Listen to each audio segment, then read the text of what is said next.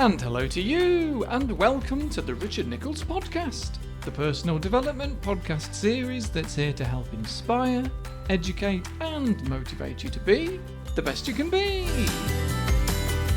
I'm psychotherapist Richard Nichols, and today you'll learn all about phenomenology. And if you're ready, we'll start the show. How do, folks? Have you had a good month? If you have, I wonder how you knew. What was it that you experienced that made it good? Because it's quite possible that you had exactly the same week as someone else, and they might have felt that they'd had a bad week. It's all a matter of perspective, isn't it? But the thing is, if it felt like a bad week, then it was a bad week. Even if, in hindsight, there was nothing bad about it if you were to compare it to someone else's.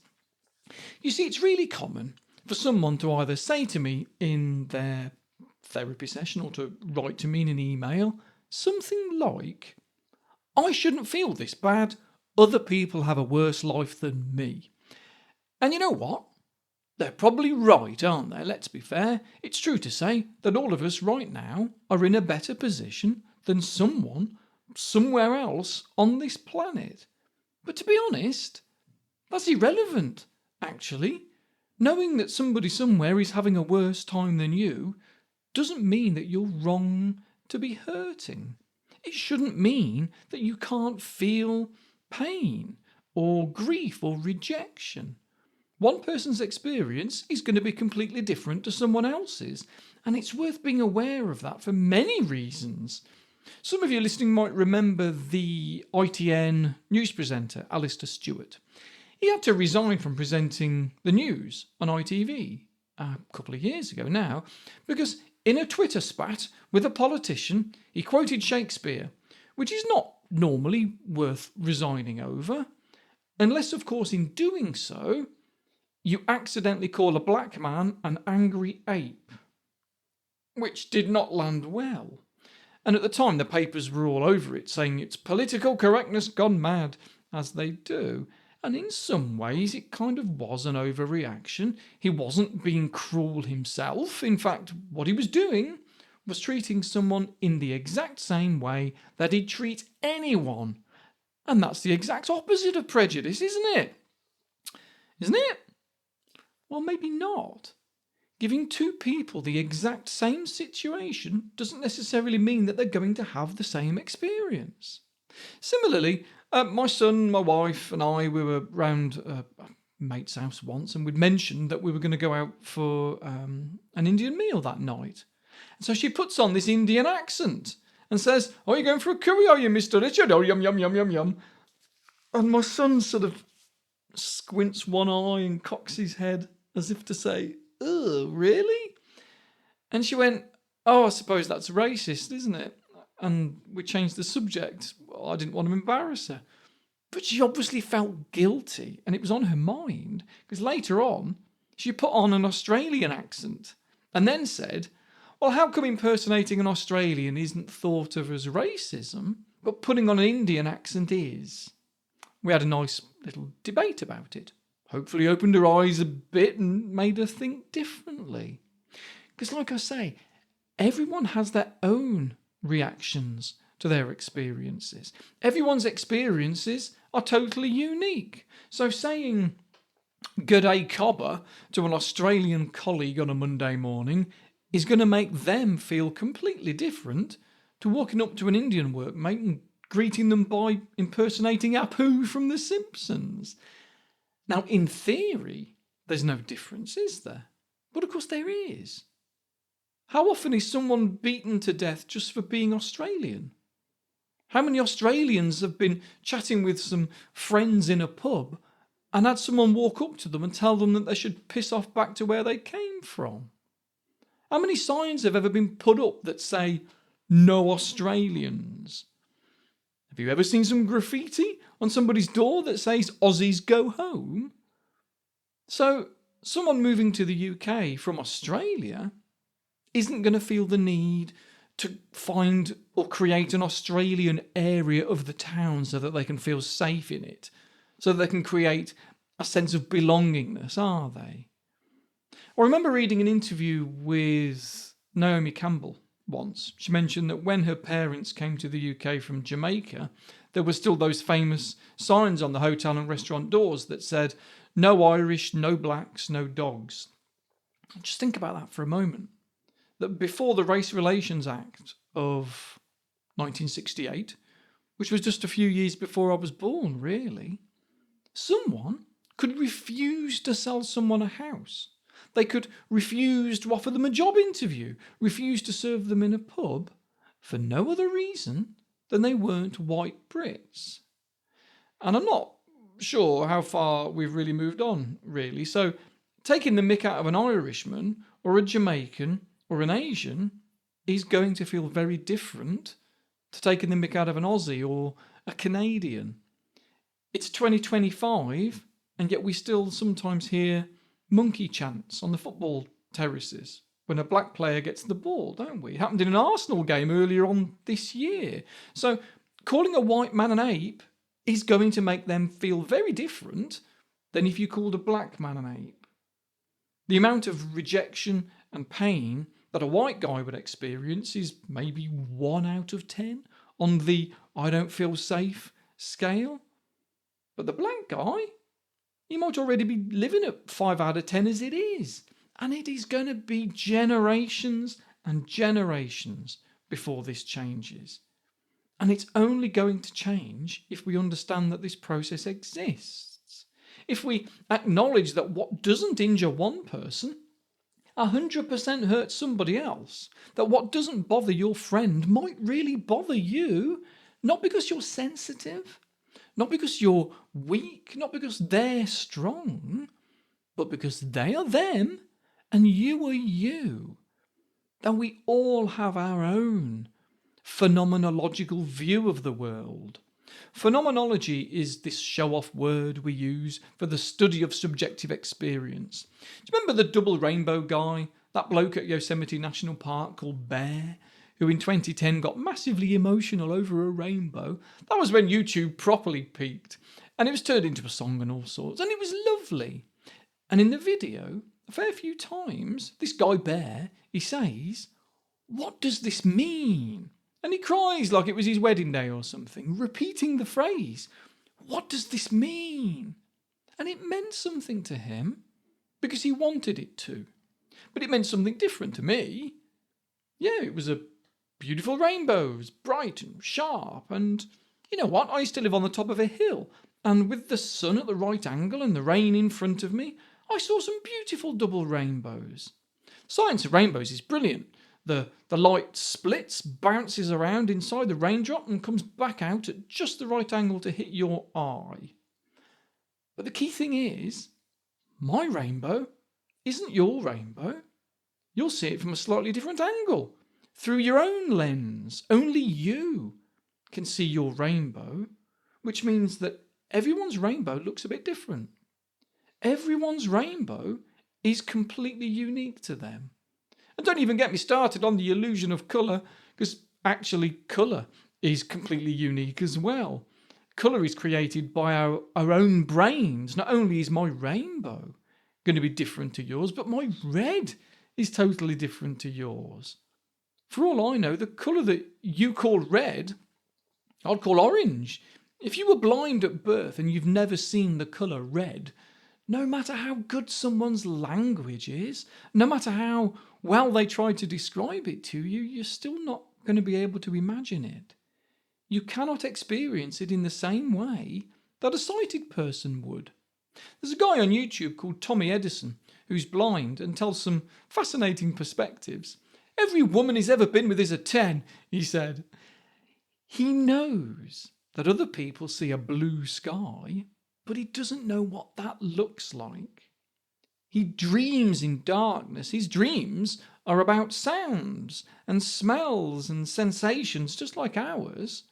But just like his awake experiences, there's nothing to see.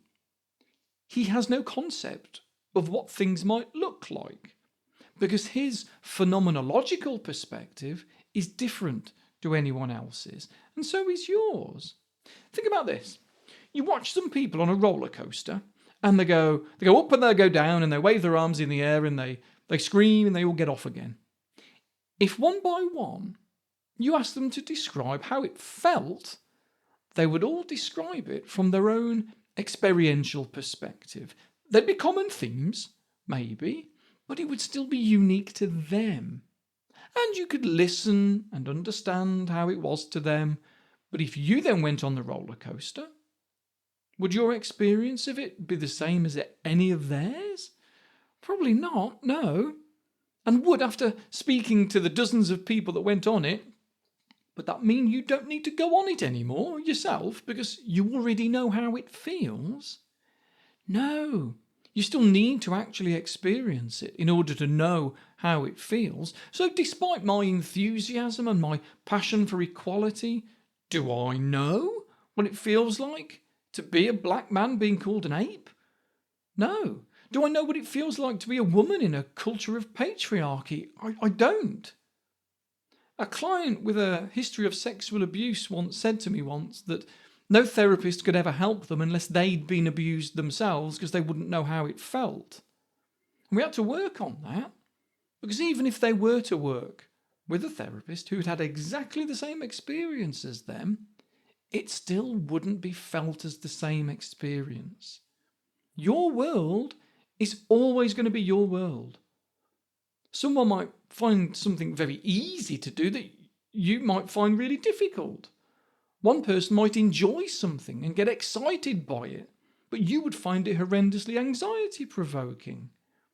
When your man Bear in Yosemite saw that bright, crisp double rainbow all across the sky, he had a phenomenological moment. When I see videos of babies laughing, I have a phenomenological moment. When I read stories about bullying or neglect, I have a phenomenological moment. And so would you. And so would everyone you know. And because it's a phenomenological moment, it's different for each of us. I likely see threats where you don't. You might see threats where I don't, because you have a unique view of the world. But even if I feel safe and you don't, that doesn't mean that the way you feel isn't valid. Your feelings are valid. When someone with an eating disorder who loathes and despises the way that they look gets told by their friend that they shouldn't be so stupid, that friend is the one who's made the mistake.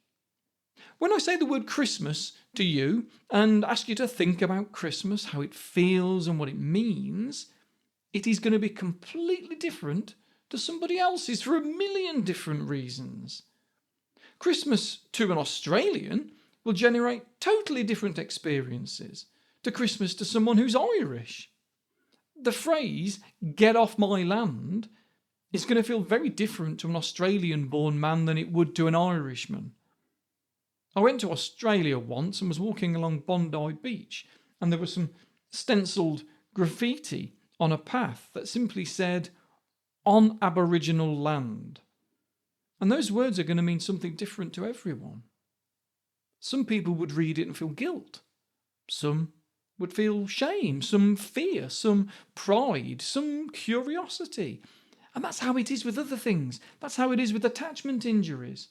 Someone with insecurities is going to feel completely different to someone who's more secure in their connections and attachments with people when they try to have a conversation with a friend over lunch and their friend is constantly looking at their phone. The insecure person will feel rejected, ignored, belittled, inferior. And the secure character might feel amused or superior or nothing.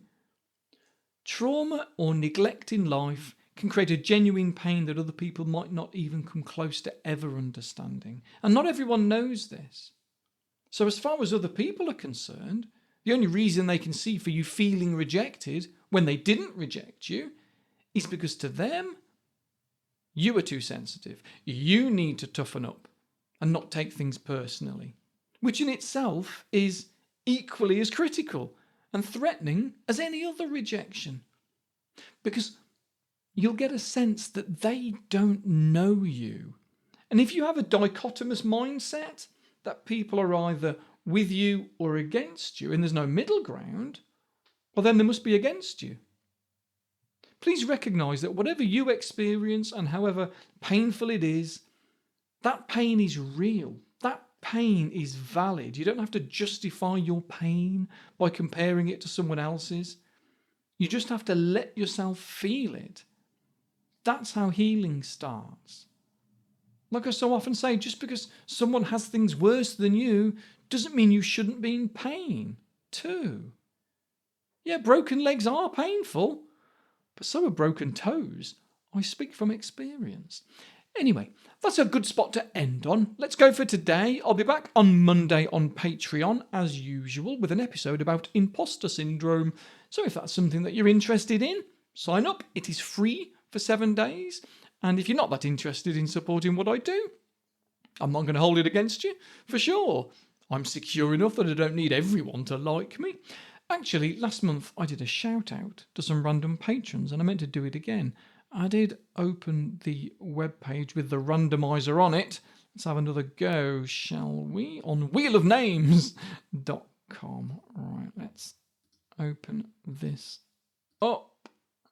And let's see.